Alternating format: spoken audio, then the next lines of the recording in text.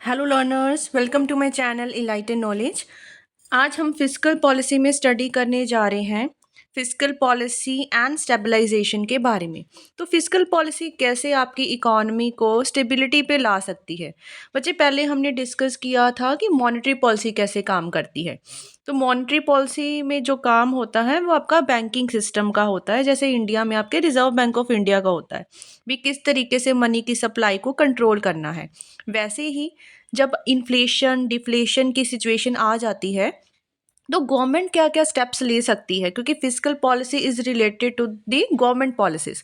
तो वो कौन कौन से स्टेप ले सकती है इकोनॉमी को स्टेबल करने के लिए। तो आइए शुरुआत कर लेते हैं। तो सबसे पहले बात करते हैं कि इकोनॉमिक स्टेबिलिटी होता क्या है। अब जब हम स्टेबिलिटी की बात करते हैं तो इसका मतलब ये नहीं होता कि बिल्कुल ही आपकी इकॉनमी में बिल्कुल कोई फ्लक्चुएशंस ना आए, कोई प्राइस में चेंजेस ना आए, सब कुछ बिल्कुल कांस्टेंट रहे। तो वैसा नहीं होता। चेंजेस आएंगी ज़रूर, लेकिन कम से कम चेंजेस आनी ज़रूरी है इकोनॉमी में। ये नहीं कि बहुत ज़्यादा ही फ्लक्चुएट करे मार्केट आपकी, या हम कह सकते हैं कि इन्फ्लेशन डिफ्लेशन, ये ऐसी सिचुएशंस होती हैं जो बहुत ही हार्मफुल होती है एक इकोनॉमी के लिए। तो उसकी भी, जैसे हमने इन्फ्लेशन में पढ़ा था कि एक लिमिट होनी चाहिए, दैट क्रीपिंग इन्फ्लेशन ज़रूरी होती है। क्रीपिंग इन्फ्लेशन का क्या मतलब था कि थोड़ा थोड़ा प्राइसेस का बढ़ना इकोनॉमी के लिए ज़रूरी होता है।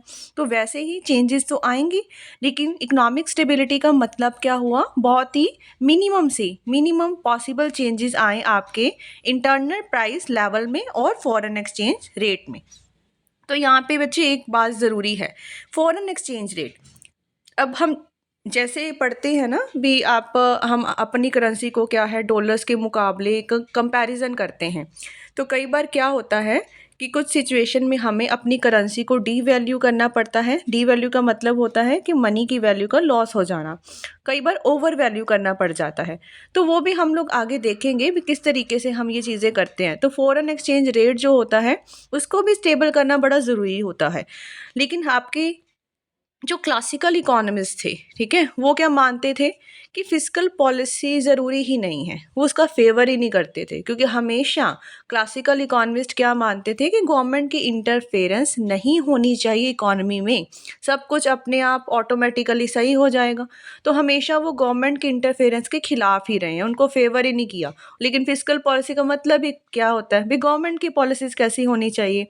लेकिन क्या हुआ भी, जो क्लासिकल इकोनॉमिस्ट का ये व्यू पॉइंट था वो बिल्कुल मतलब सही नहीं था। इसी वजह से क्या हुआ कि ग्रेट डिप्रेशन जो आया था 1930 के बाद में, तो केन्स ने क्या बताया कि सब कुछ अपने आप ऑटोमेटिकली इकॉनमी में सही नहीं हो जाता है, वहाँ पे कहीं ना कहीं गवर्नमेंट की इंटरफेरेंस ज़रूरी है। तो उसने आपको ये बताया था कि जो फिस्कल पॉलिसी है उसने स्ट्रेस की दिया था उस पर कि फिस्कल पॉलिसी ज़रूरी होनी चाहिए कुछ भी इकोनॉमिक स्टेबलाइजेशन को अचीव करने के लिए। क्लियर हो गया यहाँ तक। अब फिस्कल पॉलिसी देखो बच्चे, कैसे हम लोग फिस्कल पॉलिसी की हेल्प से इकोनॉमिक स्टेबलाइजेशन को मतलब पार कर सकते हैं, वहाँ तक पहुँच सकते हैं।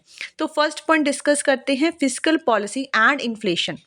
अब इन्फ्लेशन है अगर इकोनॉमी में कि प्राइसेस आपके कॉन्टिन्यूसली क्या है बढ़ते ही जा रहे हैं, तो उस सिचुएशन में क्या होता है कि आपको मैंने बताया था कि प्राइसेस क्यों बढ़ते हैं, उसके पीछे क्या वजह होती है, that demand is greater than supply. ठीक है, कि लोग मांगने वाले ज़्यादा हैं लेकिन पीछे से क्या है, सप्लाई नहीं हो रही, जिसकी वजह से प्राइस क्या हो जाता है, बढ़ जाता है।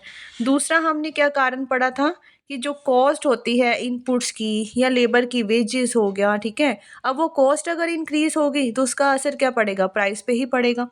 अब इसका मतलब ये देखो क्या हुआ कि गवर्नमेंट ऐसे मेजर्स ले ताकि जो लोग हैं ना वो डिमांड क्या कर दें, कम कर दें।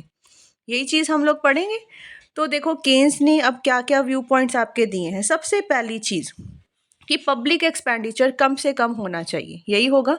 क्योंकि हमने क्या है, हाथों में लोगों के हाथों से पैसा निकालना है कि ताकि वो डिमांड कम करें, यही बात है। तो सबसे मेन जो कारण होता है ना इन्फ्लेशन का, वो होता है सरकार के द्वारा किया गया खर्चा। अब सरकार आप पे सोशल वेलफेयर का खर्चा करती है, ठीक है ना, जैसे इसका हम मान के चलते हैं, पेंशन्स हो गया, सिक्योरिटी हो गया, ग्रांट्स हो गया, कोई ना कोई सर्विसेज देनी है किसी को। तो उससे क्या आता है कि लोगों के हाथ में पैसा बढ़ता है, क्योंकि अब उनको क्या है, देखो जैसे सब्सिडीज मिल गई, ठीक है, स्कॉलरशिप्स मिल गई, तो वो अपना पैसा सेव करके रखते हैं, उनसे चीज़ों की डिमांड करते हैं इकॉनमी में जाके। तो ये ना हो, इसकी वजह से हमने पहला पॉइंट क्या दिया है कि पब्लिक एक्सपेंडिचर में मतलब कटौती करे सरकार, डिक्रीज हो उसमें। तो यहाँ पे लिखा गया है, आप पढ़ सकते हो कि मेन कारण क्या है इन्फ्लेशन का, कि गवर्नमेंट एक्सपेंडिचर ज़्यादा हो रहा है। तो इन्फ्लेशन को कम करने के लिए सरकार को चाहिए कि जो अननेसेसरी आपका एक्सपेंडिचर है वो कम से कम हो सके। ज़रूरी है, चलो सोशल वेलफेयर भी ज़रूरी है, लेकिन जो अननेसेसरी खर्चा हो रहा है उनको कम से कम किया जाना चाहिए। सेकेंड पॉइंट है आपका इंक्रीज इन पब्लिक डेप्ट्स। अब देखो क्या होता है कि हमें क्या करना है कि पैसा कम करना है, ठीक है ना। तो इसी व्यू पॉइंट को देखते हुए क्या है, with a view to reducing the private expenditure, कि प्राइवेट वाले कम से कम खर्चा करें, तो ये ज़रूरी हो जाता है to mop up the purchasing power for the private sector through the public borrowing. तो आप क्या कर सकते हो कि प्राइवेट सेक्टर वालों के हाथ से पैसा सरकार क्या है अपने पास लेके आना चाहती है, तो वो क्या कर सकती है कि इनका जो परचेजिंग पावर है ना वो कहीं ना कहीं गवर्नमेंट के पास में चला जाए, कि गवर्नमेंट ज़्यादा से ज़्यादा डेप्ट ले ले, कर्जा ले ले अपने ही लोगों से। उससे क्या होगा, जैसे सपोज करो गवर्नमेंट को 100 करोड़ रुपए चाहिए, ठीक है, कर्जा चाहिए, वो इंटरनल ही लेना पसंद करते हैं, मतलब आप लोगों से ही लेगी कहीं ना कहीं, जैसे हम लोग कह देते हैं डिबेंचर्स और बॉन्ड्स की फॉर्म में कि सेल करवाना। तो सरकार क्या करेगी बच्चे, सेल करेगी अपने डिबेंचर्स बॉन्ड्स को, जिससे क्या होगा, आप उनको खरीदोगे, आप क्या है कुछ ना कुछ अमाउंट सरकार को पे करोगे, तो जो आपका पैसा है वो किसके पास जा रहा है, गवर्नमेंट के पास जा रहा है। दैट मीन्स आपके हाथ में पैसा रह गया कम, अब आप लोग क्या करोगे, डिमांड कम कर दोगे। इसी वजह से सरकार चाहती है कि हम ज़्यादा से ज़्यादा कर्जा ले लें, ताकि लोगों के हाथ में एक तरफ क्या हो जाए, वो पैसा कम हो जाए, ठीक है। तो ये आपका क्या था, सेकेंड पॉइंट। थर्ड है delay in the payment of the old debts. अब जैसे पुराना कोई कर्जा सरकार ने लिया है, ठीक है, या कोई ओल्ड डेप्ट है, उसकी पेमेंट ही मत करो, मत करो मतलब डिले कर दो, ठीक है, ये भी नहीं कि आप उसकी पेमेंट करो ही ना। तो इन्फ्लेशन को चेक करने का एक जो थर्ड मेथड है वो होता है कि आपकी जो रीपेमेंट है ना डेप्ट की, आपने कोई कर्जा उठा रखा है उसको रीपे करना है, उसको पोस्टपोन कर दो, ठीक है। डेफर का मतलब क्या होता है, उसको पोस्टपोन कर दो, ताकि आप कुछ समय के लिए जो है मनी की सप्लाई है ना उसको रिस्ट्रिक्ट कर सको, उसको रोक सको। तो ये होता है आपका delay in the payment of old debts. फिर है आपके पास इंक्रीज इन द टैक्सेस।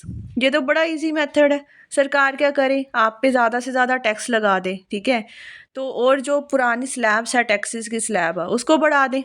तो इससे क्या हो जाएगा कि आपका जो आपका जो पैसा है वो गवर्नमेंट के पास ज़्यादा जाएगा टैक्स की फॉर्म में। उससे ये होगा, पर टैक्सेस इतना होना चाहिए भी कि जो आपके जो प्रोडक्शन है ना उसके लिए हार्मफुल ना हो जाए। तो ये ना हो कि बहुत ज़्यादा टैक्स आप लगा के बैठे हो, गवर्नमेंट ने बहुत ज़्यादा टैक्स लगा दिया, ऐसे तो कोई प्रोडक्शन ही नहीं करेगा, ठीक है, इन्वेस्टमेंट ही नहीं होगी। तो ये चीज़ें नहीं होनी चाहिए। एक ऐसा स्लैब जो कि मतलब पॉसिबल हो सके तो गवर्नमेंट थोड़ा बहुत टैक्स को बढ़ा दे, ताकि आपके पास से पैसा उसके पास पहुंच सके। देन देखो ये आपके पास पॉइंट क्या है, that is over valuation of money. ये मैं आपको इसका लास्ट में करवाती हूँ, क्योंकि आपको इसके बारे में पता होना चाहिए कि डीवैल्यूएशन ऑफ करेंसी क्या होता है and over valuation of money क्या होता है। तो लास्ट एक बार पढ़ लेते हैं, सरप्लस बजट पॉलिसी। इसका मतलब क्या होता है कि जो सरकार है उसका खर्चा क्या होना चाहिए, उसके रेवेन्यू से कम होना चाहिए, ठीक है। Expenditure will be less than it's the revenue, मतलब सरकार के पास ज़्यादा पैसा होना चाहिए और खर्चा उसको कम करना चाहिए। इससे वो इन्फ्लेशन को मतलब क्या है कंट्रोल में रख सकती है। And people will have less purchasing power when the revenue of the government is more than expenditure. सही सी बात है कि लोगों का परचेजिंग पावर जो है, कुछ चीज़ें खरीदने की जो क्षमता है वो क्या होगी, कम होगी ना। क्योंकि क्या हो रहा है कि गवर्नमेंट आप पे खर्चा ही कम कर रही है। इनडायरेक्टली हम लोग फर्स्ट पॉइंट पे आ गए ना, सरकार ने क्या सोचा है, हम खर्चा अपना कम कर दें और ज़्यादा से ज़्यादा रेवेन्यू बढ़ाएं। अब देखो रेवेन्यू कैसे बढ़ाएगी सरकार, आप पे टैक्स लगाएगी, यही चीज़ है। तो दो तीन जो पॉइंट्स आपने पढ़े हैं ऊपर वो सारे इसमें मिक्स कर दिए गए हैं कि गवर्नमेंट की जो पॉलिसी है वो कैसी होनी चाहिए, that will be surplus budget policy. अब जो हमने बात की थी ओवर वैल्यूएशन ऑफ मनी की, सबसे जो मेन कॉज होता है इन्फ्लेशन का वो होता है डीवैल्यूएशन ऑफ द करेंसी। अब बच्चे डीवैल्यूएशन ऑफ करेंसी क्या होता है ये समझ लो। सपोज करो जो आपका $1 है, ठीक है, वो पहले था 50 रुपए के बराबर। क्लियर?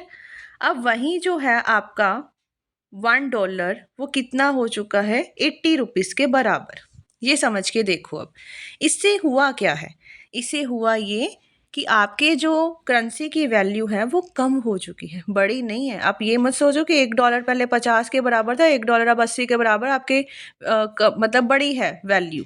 नहीं, ये उल्टा हो गया। देखो, अब जब हमने इंपोर्ट या एक्सपोर्ट की बात करनी है तो इससे क्या होता है कि जैसे $1 से पहले कोई पर्सन आप 50 रुपए की खरीदारी कर पा रहा था, अब वहीं अमेरिकन जो $1 है उसे वो 80 रुपीज़ की मतलब 80 रुपीज़ का सामान खरीद सकता है। तो इससे हुआ क्या बच्चे, इससे ना एक्सपोर्ट ज़्यादा होंगे इंपोर्ट से।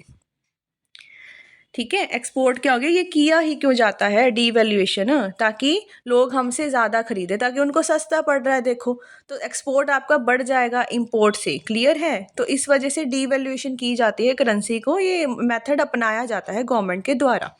लेकिन इससे होगा क्या, जब एक्सपोर्ट किया जाएगा, ठीक है, मतलब जो फॉरेन करेंसी है वो इंडिया में आएगी, ये मान के चलो आपके कंट्री में आएगी ना, तो दैट मीन्स उससे मनी का फ्लो बढ़ेगा मार्केट में और आप लोग डिमांड करोगे, ये चीज़ है।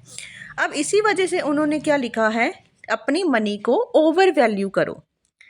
इन्फ्लेशन को चेक करने के लिए एक्सपोर्ट को कम करो, इंपोर्ट ज़्यादा से ज़्यादा करो। वैसे ही इकॉनमी के लिए एक एडवर्स सिचुएशन होती है, लेकिन कई बार आपको अपनानी पड़ती है जब इन्फ्लेशन की सिचुएशन चल रही हो आपकी कंट्री में। तो इससे क्या होगा, जब हम ओवर वैल्यू करेंगे अपनी करेंसी को। अब ओवर वैल्यू का कम क्या मतलब हुआ, अगर $1 50 के बराबर है, ठीक है, तो वहीं $1 अगर 40 रुपीज़ या 30 या 20 के बराबर आ गया तो उसे कहते हैं बच्चे over valuation of the currency. इससे होगा क्या, इससे इंपोर्ट बढ़ जाएगा। ठीक है, इंपोर्ट बढ़ेगा और एक्सपोर्ट क्या हो जाएगा, कम, क्योंकि एक्सपोर्ट अब उनको महंगा पड़ेगा। तो दैट मीन्स क्या हो जाएगा कि वो 40 रुपीज़ आपके लिए सही चीज़ है। अब वहाँ पे हमने क्या है, उल्टा पड़ा था ना इसका, हमने अपनी करेंसी की वैल्यू को लॉस किया था, यहाँ पे हमारी करेंसी की वैल्यू बल्कि बड़ी है। अब वो $1 में सिर्फ और सिर्फ 40 रुपीज़ का सामान ही खरीद सकते हैं। तो इससे इंपोर्ट क्या होगा, ज़्यादा होगा। हम लोग बाहर से चीज़ें ज़्यादा मंगवाएंगे, क्योंकि अब $1 से आप लोग 40 रुपए का ही खरीद पा रहे हो। सिंपल सी चीज़ है ना। हम लोग इंपोर्ट क्या करेंगे ज़्यादा, क्योंकि हमारी करेंसी क्या हो चुकी है, ओवर वैल्यू हो चुकी है, इसकी वैल्यू बढ़ चुकी है मार्केट में। ये चीज़ होता है, ठीक है। तो एक्सपोर्ट क्या हो जाएंगे, अपने आप कम हो जाएंगे। तो इसका मतलब ये हमने उसका उल्टा कर दिया, ताकि इंपोर्ट बढ़े एक्सपोर्ट कम हो जाए। ये था आपका ओवर वैल्यूएशन एंड डीवैल्यूएशन का क्राइटेरिया। अब आगे बढ़ने से पहले आपको बता देती हूँ, आप मेरा टेलीग्राम चैनल ज्वाइन कर सकते हैं, वहाँ पर आपको फ्री में PDF फाइल्स मिल जाएगी। आप मेरा फेसबुक पेज भी ज्वाइन कर सकते हैं, और व्हाट्सएप पे भी अगर आपको अपडेट्स चाहिए तो आप लोग वो चैनल को भी ज्वाइन कर सकते हैं। अब नेक्स्ट चीज़ हम लोग पढ़ते हैं, fiscal policy and deflation. Deflation क्या होता है, जब कॉन्टीन्यूसली प्राइस कम हो रहे हों। अब प्राइसेस कम हो रहे हैं, देखो जो हमने वहाँ पे पॉइंट्स पढ़े हैं ना इन्फ्लेशन में, बिल्कुल उसका उल्टा कर दो। अब हम क्या चाहते हैं कि लोगों के हाथ में पैसा आए ज़्यादा से ज़्यादा, ताकि वो डिमांड करे, ठीक है ना। अब डिफ्लेशन की सिचुएशन में प्राइसेस कम होते हैं। अब इसमें सरकार क्या करेगी, इंक्रीज इन गवर्नमेंट एक्सपेंडिचर। वहाँ पे हमने डिक्रीज पढ़ा था, यहाँ पे इंक्रीज आ जाएगा। डिफ्लेशनरी सिचुएशन में क्या होता है, भी सरकार चाहती है कि ज़्यादा से ज़्यादा खर्चा किया जा सके, ताकि लोग डिमांड ज़्यादा करें। अब लोग डिमांड ज़्यादा करेंगे तो प्राइस क्या हो जाएंगे, धीरे धीरे कंट्रोल में आने शुरू हो जाएंगे, वो इंक्रीज़ होना शुरू हो जाएंगे। क्लियर है? लेकिन प्राइस फॉल कर रहे हैं ना, इसी वजह से सरकार बल्कि एक्सपेंडिचर करे। नेक्स्ट देखो बच्चे क्या है, डिक्रीज इन टैक्सेस। वहाँ पे क्या था, इंक्रीज इन टैक्सेस, ठीक है। अब डिप्रेशन की सिचुएशन में क्या होता है, टैक्सेस को कम किया जाता है। इस तरीके से अगर देखो टैक्सेस, जैसे डायरेक्ट टैक्सेस क्या होते हैं, डायरेक्ट टैक्सेस होते हैं जिनका impact and incident same person पे ही पड़ता है, ठीक है, उसको ही चुकाने पड़ते हैं। इनकम टैक्स हो गया, कॉरपोरेशन टैक्स हो गया। तो इसमें क्या होता है, जो इन्वेस्टर्स हैं या रिच सेक्शंस हैं सोसाइटी के, वो क्या करते हैं कि ज़्यादा से ज़्यादा इन्वेस्ट करेंगे। अगर टैक्सेस देखो उन पे कम लगेंगे, ज़्यादा वो निवेश करेंगे, ज़्यादा वो खर्चा करेंगे कंजप्शन वाली चीज़ों पे, तो इससे एग्रीगेट डिमांड ज़्यादा हो जाएगी। अब यहाँ पे सारा आपने क्या पढ़ना है, जिससे डिमांड बढ़े। थर्ड क्या है, increase in social welfare expenditure, ठीक है। भी सरकार अपना ज़्यादा से ज़्यादा जो खर्चा है वो education, public health, medical services, कोई ग्रांट्स है, कोई रोड्स कैनाल्स बनाना है, उस पे की जाए ताकि पब्लिक की वेलफेयर ज़्यादा से ज़्यादा बढ़ सके। ये जो गवर्नमेंट की स्पेंडिंग होती है वो एक तरीके की क्या है, कंपनसेटरी स्पेंडिंग है। इसके अलावा जो जो वो गवर्नमेंट कर सकती है, इससे इन्वेस्टमेंट इनकरेज होगी और डिमांड बढ़ेगी। नेक्स्ट पॉइंट है बच्चे आपके पास पंप प्राइमिंग। अब ये बड़ा इंपॉर्टेंट पॉइंट है। डिप्रेशन के पीरियड में बच्चे होता क्या है, देखो कोई भी निवेश नहीं करना चाहता। हर कोई पर्सन क्या होता है, पैसिमिस्टिक हो जाता है, निराशावादी हो जाता है। वो कहता है भी प्रॉफिट कम होंगे मेरे को, क्योंकि सारा कुछ ही कम होता है, ठीक है। डिमांड कम होती है, प्राइसेस कम होते हैं। तो इसमें क्या होता है, जो प्राइवेट इन्वेस्टमेंट होती है ना, वो अपने बिल्कुल ही नीचेले स्तर पर पहुंच जाती है, ठीक है, एट इट्स लोएस्ट एब। इसको बढ़ाने के लिए क्या ज़रूरी है कि गवर्नमेंट खर्चा करे, ठीक है ना। भी पब्लिक इन्वेस्टमेंट ज़्यादा से ज़्यादा हो, अगर प्राइवेट वाले नहीं कर रहे हैं तो। अब जब पब्लिक इन्वेस्टमेंट बढ़ेगी, उससे क्या होता है, उसको देख के प्राइवेट वाले भी आगे निवेश करना शुरू कर देते हैं। और इसी चीज़ को क्या बोलते हैं, पंप प्राइमिंग। जैसे हम क्या नहीं देते होते कि किसी को पंप देना, ठीक है। तो वो क्या होता है, भी वो सोच रहे हैं अच्छा अच्छा वो इन्वेस्टमेंट कर रहे हैं, उनको प्रॉफिट हो रहा है, हम भी पीछे पीछे आ जाए निवेश करने के लिए। तो जो गवर्नमेंट की स्पेंडिंग होती है वो इस तरीके से डिज़ाइन की जाती है ताकि वो डिप्रेशन की सिचुएशन से बाहर आ सके, और इसी पॉलिसी को कहा जाता है पंप प्राइमिंग। अब यहाँ पे जो अजप्शंस लेके चले हैं, it is resorted to on the assumption that private investment has gone down for some time and to compensated public investment is called for. हमने अजप्शन कर लिया कि कुछ समय के लिए प्राइवेट इन्वेस्टमेंट कम हो चुकी है, उसको सही करने के लिए पब्लिक इन्वेस्टमेंट को किया जाता है। अब पंप प्राइमिंग क्या है, इन निवेश को दो तरीके से इनकरेज करेगी। सबसे पहली चीज़, in order to increase the public investment government borrows from the bank. अब पब्लिक निवेश को बढ़ाने के लिए सरकार क्या करेगी, बैंक से ना बोरो कर लेगी। अब इससे होगा क्या, देखो बैंक में कुछ पैसा आइडल पड़ा है, ठीक है। अब जब पैसा आइडल पड़ा है, किसी को लोन में नहीं दिया गया, उससे क्या होता है, क्रेडिट क्रिएशन नहीं होगा। तो क्रेडिट क्रिएशन हमने पढ़ा है, सारा का सारा मल्टीप्लायर जैसे पढ़ा है, ठीक है। तो जब वो पैसा क्या है लेंड किया जाएगा, तो जो आपका बैंक है वो ज़्यादा से ज़्यादा क्रेडिट क्रिएट कर पाएगा, निवेश ज़्यादा हो पाएगा, ठीक है। सेकंड चीज़ क्या है, on account of increase in public investment. जब पब्लिक इन्वेस्टमेंट होती है तो बहुत ज़्यादा, many times more there is increase in the income. अब मल्टीप्लायर का वही तो फॉर्मूला था, ठीक है। इसमें क्या होता है कि आपने जैसे निवेश किया 10 रुपए का, उसमें आपकी इनकम बढ़ गई 20 रुपए की, तो 20/10 मतलब मल्टीप्लायर की वैल्यू क्या होती है 2, डबल आपकी इनकम में इंक्रीज आया। इस तरीके से जब कोई ना कोई निवेश करता है तो उसमें काफ़ी समय बाद, जैसे many times more there is increase in the income, क्योंकि यहाँ पे कौन सा इफेक्ट लागू होता है, मल्टीप्लायर का। अब इसको देखते हुए देखो बच्चे, प्रॉफिट आ रहा है, क्लियर है ना, इनकम बढ़ रही है। इसको देखते हुए प्राइवेट इन्वेस्टमेंट भी होगी, because of multiple increase in income. तो हम क्या करेंगे, डिमांड भी तो बढ़ेगी, पैसे का फ्लो बढ़ गया है। तो पंप प्राइमिंग कहते हैं बहुत एक सक्सेसफुल मेजर है ताकि डिप्रेशन के पीरियड से बाहर आया जा सके। Next is price support policy. Depression के पीरियड में प्राइसेस बहुत ज़्यादा क्या है, गिर जाते हैं। तो गवर्नमेंट क्या अडॉप्ट करती है, they pursue the price support policy. इस टाइम ऑफ पीरियड में गवर्नमेंट क्या करेगी, buys itself and stocks essential goods at a fixed price. वो अपने पास क्या करेगी, कुछ जो ज़रूरत का सामान है, ठीक है, अपने पास स्टॉक में रख लेगी, फिक्स्ड प्राइस उसका रखेगी, जिसको कहा जाता है बच्चे स्पॉट प्राइस। इस तरीके से क्या होगा, जो और भी ज़्यादा प्राइसेस कम हो रहे हैं ना, उन पे निगाह रखी जा सकती है, ठीक है, ताकि और ज़्यादा कम ना हो, क्योंकि गवर्नमेंट ने कहीं ना कहीं अपने पास वो स्टॉक भर के रख लिया है। जैसे हम कह सकते हैं ना, भी सप्लाई को डिक्रीज़ करने की कोशिश की गई है मार्केट में, जिस वजह से प्राइसेस बढ़ते ही बढ़ते हैं, ठीक है। लास्ट है बच्चे डेफिसिट फाइनेंसिंग। अच्छा, डेफिसिट फाइनेंसिंग का मतलब क्या होता था, डेफिसिट फाइनेंसिंग का मतलब क्या होता है, प्रिंटिंग ऑफ न्यू नोट्स, ठीक है, ये मतलब होता है डेफिसिट फाइनेंसिंग का। तो गवर्नमेंट एग्रीगेट डिमांड को बढ़ा सकती है डेफिसिट फाइनेंसिंग करके। अब ज़्यादा जब हम लोग क्या है, बैंक को कहेंगे, आरबीआई को कहेंगे भी ज़्यादा से ज़्यादा प्रिंटिंग करो नई करेंसी की, तो उससे क्या होगा, मनी का फ्लो मार्केट में बढ़ेगा और लोग डिमांड करेंगे। लेकिन ये हद से ज़्यादा नहीं कर सकते क्योंकि फिर इन्फ्लेशन आ जाती है। क्लियर है ना? ये धीरे धीरे, लेकिन अगर डिप्रेशन का टाइम पीरियड देखो, फिर हमें तो प्राइसेस को बढ़ाना ही है, तो डेफिसिट फाइनेंसिंग गवर्नमेंट करेगी ही करेगी। लास्ट जो पॉइंट है आपके पास, exchange stability and fiscal policy.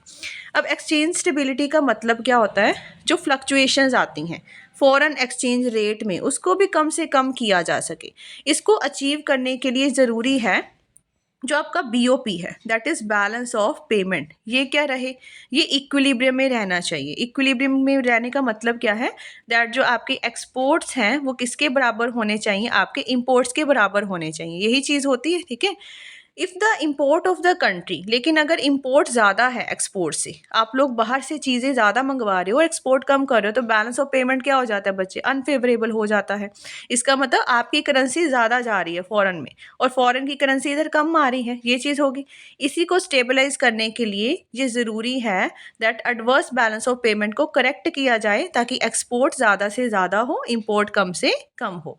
तो एक्सपोर्ट बढ़ाने के लिए गवर्नमेंट क्या करे, उनको सब्सिडीज़ दे दे। ठीक है, इंपोर्ट कम से कम करने के लिए क्या करे, उस पर इंपोर्ट ड्यूटीज़ लगा दे, बहुत ज़्यादा मतलब टैक्सेस लगा दे उन पे। इससे क्या होगा, जो इंपोर्ट है अननेसेसरियल, जैसे हम कह सकते हैं अनअसेंशियल आइटम्स का, उसको हम लोग कम से कम, प्रोहिबिटेड ही होना चाहिए, भी रोक लगा देनी चाहिए। To promote import substitution. Import substitution क्या होता है, भी बाहर से ना मंगवा के वो चीज़ आपकी ही कंट्री में बनाई जाए, उसकी इमिटेशन जैसे की जाए। ठीक है, उससे हम लोग रोक सकते हैं कि बाहर से ज़्यादा सामान ना मंगवाया जाए। और इंडस्ट्रीज़ को क्या देना चाहिए, सब्सिडीज़ दे दो, उनको टैक्सेस में एग्जेम्पशन दे दो। इस तरीके से एक्सपोर्ट आपके क्या हो सकते हैं, ग्रेटर हो सकते हैं, किससे, इम्पोर्ट से ग्रेटर। ठीक है, तो ऐसे गवर्नमेंट क्या है, मेजर्स ले सकती है।